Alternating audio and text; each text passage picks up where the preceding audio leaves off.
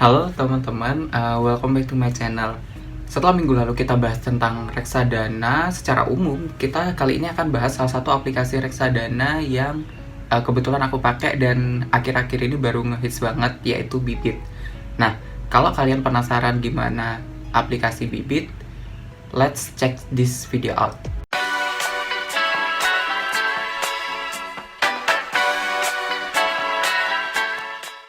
Oke, jadi aku udah pakai Bibit ini kurang lebih selama 2-3 bulan terakhir.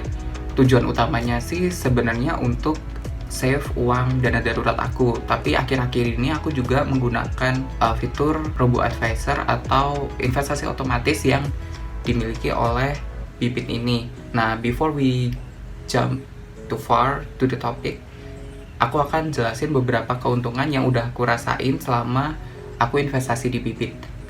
Keuntungan yang pertama di Bibit ini adalah user interface-nya yang bagus banget.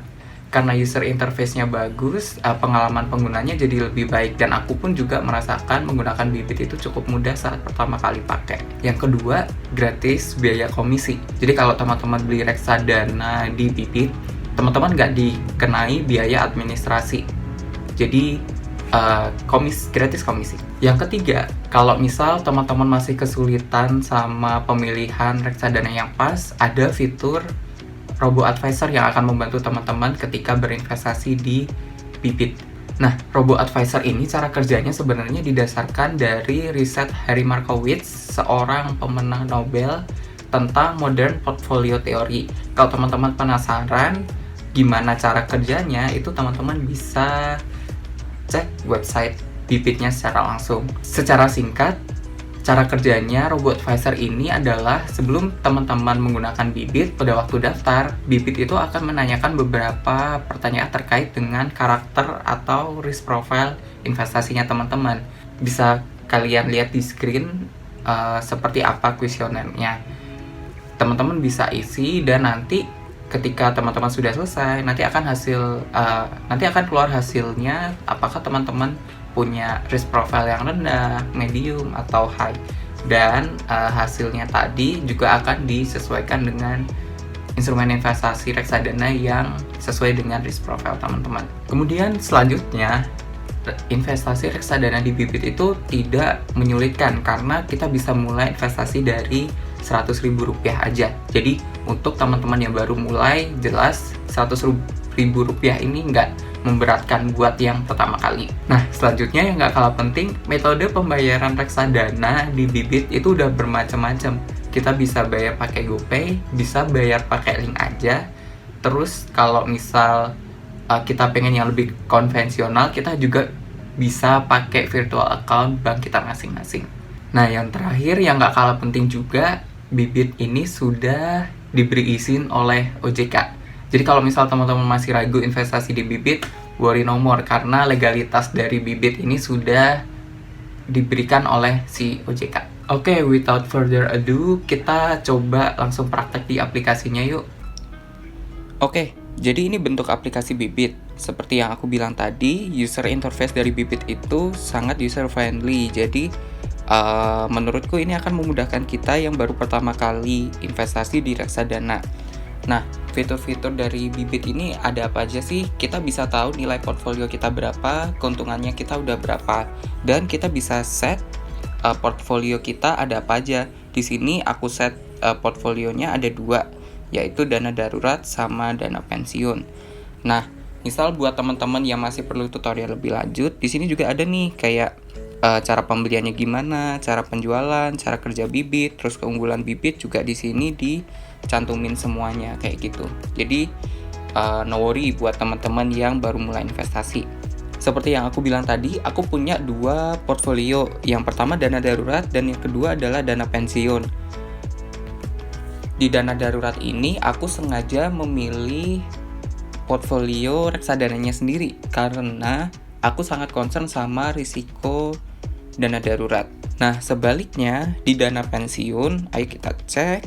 Di sini aku pakai fitur robo-advisor. Jadi akan sangat memudahkan bagi aku untuk nabung di dana pensiun ini. Dan di sini dijelaskan kalau misal kita lagi on track apa enggak. Di sini kita bisa lihat bareng kalau aku lagi on track untuk nabung dana pensiunnya sampai sekitar tahun 2060 nanti. Nah, kita akan coba top up dana pensiun ini. Oke, coba kita top up. Kita coba top up 100.000. Beli. Kita pakai link aja.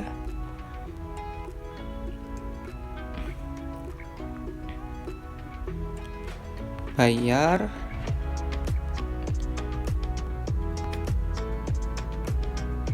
Oke, transaksinya udah selesai. Kita redirect lagi ke Bybit. Oke, jadi udah selesai proses pembeliannya sebesar 100.000.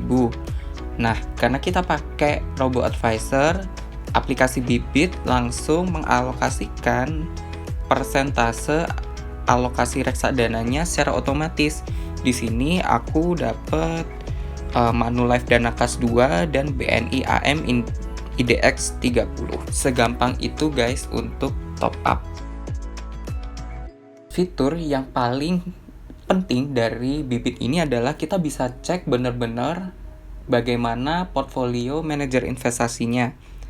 Jadi kita nggak hanya beli reksadana aja, tapi kita bisa cek sampai returnnya itu berapa, expense ratio-nya itu berapa, terus bahkan sampai bank kustodiannya itu di mana.